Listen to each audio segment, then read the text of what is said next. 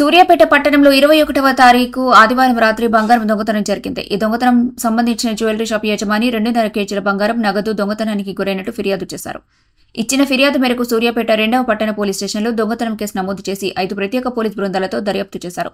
ఈ రోజు ఉదయం 5 గంటల సమయంలో సూర్యాపేట పట్టణ పోలీసులు సూర్యాపేట పట్టణంలో హైటెక్ బస్టాండ్ వద్ద తనిఖీలు చేస్తుండగా అనుమానాస్పద స్థితిలో ఉన్న మహిళను గుర్తించి ఆమెను అదుపులోకి తీసుకుని తనిఖీ చేయగా సుమారు 14 తులాల బంగారు ఆభరణాలు ఉన్నట్టు గుర్తించడం జరిగిందని తెలిపారు.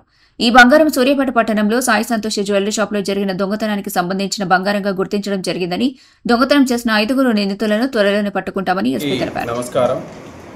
సూర్యాపేట జిల్లా పట్టణ కేంద్రంలో గత 21వ తేదీ అర్ధరాత్రి జరిగినటువంటి శ్రీ సాయి సంతోషి జ్యువెలరీ షాప్ థెఫ్ట్కి సంబంధించి పోలీస్ డిపార్ట్మెంట్ సూర్యాపేట జిల్లా యంత్రాంగం అంతా దాన్ని చాలా ఛాలెంజింగ్గా తీసుకోవడం జరిగింది. ఇందులోనే భాగంగా మనం ప్రతిరోజు ఈ మొబైల్ డివైస్ స్కానర్స్ తోటి, ఫింగర్ ప్రింట్ స్కానర్స్ తోటి విస్తృతమైనటువంటి తనిఖీలు నిర్వహిస్తూ ఉన్నాం.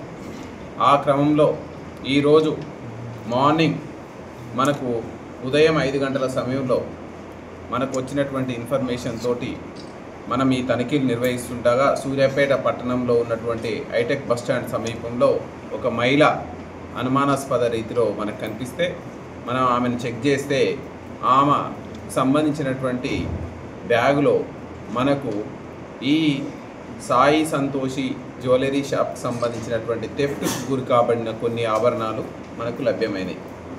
ఆమెని మనం విచారణ చేయగా ఆమె తన యొక్క వివరాలను మేకల యశోద, ఈమె భర్త శ్రీను, ఈమె 30 సంవత్సరాల వయసు ఉంటుంది, నాయుడుపేట ఆఫ్ ఖమ్మం జిల్లాకు సంబంధించినటువంటి మహిళగా మనకు వివరాలు వెల్లడించడం జరిగింది.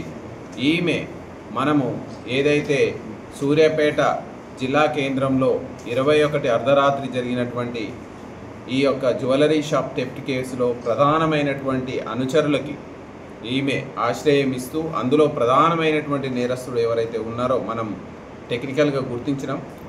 ఆ టెక్నికల్గా గుర్తించినటువంటి వ్యక్తికి ఈమెకు సంబంధం కలిగి ఈమె ఈ నేరానికి సంబంధించినటువంటి ఫైనాన్షియల్ అసిస్టెన్స్ కానీ అదేవిధంగా ఇక్కడికి రావడానికి, ఇక్కడ ఫాస్ట్ ఫుడ్ సెంటర్ పెడుతున్నామని చెప్పి ఒక రూమ్ రెంట్ తీసుకోవడానికి, దానికి సంబంధించినటువంటి డబ్బులను సమకూర్చుకోవడానికి, ఈ యొక్క జ్యువెలరీ షాప్ని దొంగతనం చేయాలనేటువంటి ఉద్దేశంతో ప్లానింగ్, దానికి సంబంధించినటువంటి ఏ విధంగా చేయాలనేటువంటి ఒక ప్రణాళికని ఈ మనకు A1 నేరస్తుడు ఎవరైతే ఉన్నారో ప్రకాష్ అనిల్ కుమార్ అని మనం ఇప్పుడు ప్రాథమికంగా మనకు వచ్చినటువంటి టెక్నికల్ ఎవిడెన్స్ ద్వారా మనం గుర్తించడం జరిగింది.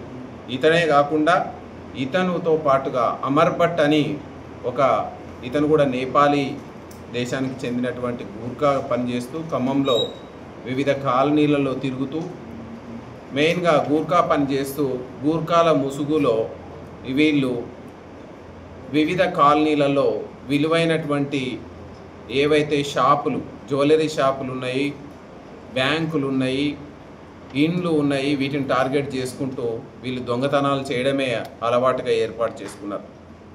సో ఈ అమర్ భట్ అనేవాడు గత కొంతకాలంగా ఖమ్మం పట్టణంలో ఉంటూ ఈ యొక్క గూర్ఖా పని చేసుకుంటూ గూర్ఖా ముసుగులో ఈ నేరస్తులకు ఆశ్రయం కల్పిస్తూ నేరస్తులు చేసేటువంటి దొంగతనాల్లో, ప్లానింగ్లో, రెక్కీలో ఉంటూ వాళ్ళు ఇచ్చేటువంటి సొమ్ముకు ఆశపడుతూ ఇతను కూడా ఈ నేరంలో ఉన్నట్టు మనకు ప్రాథమికంగా తెలిసింది.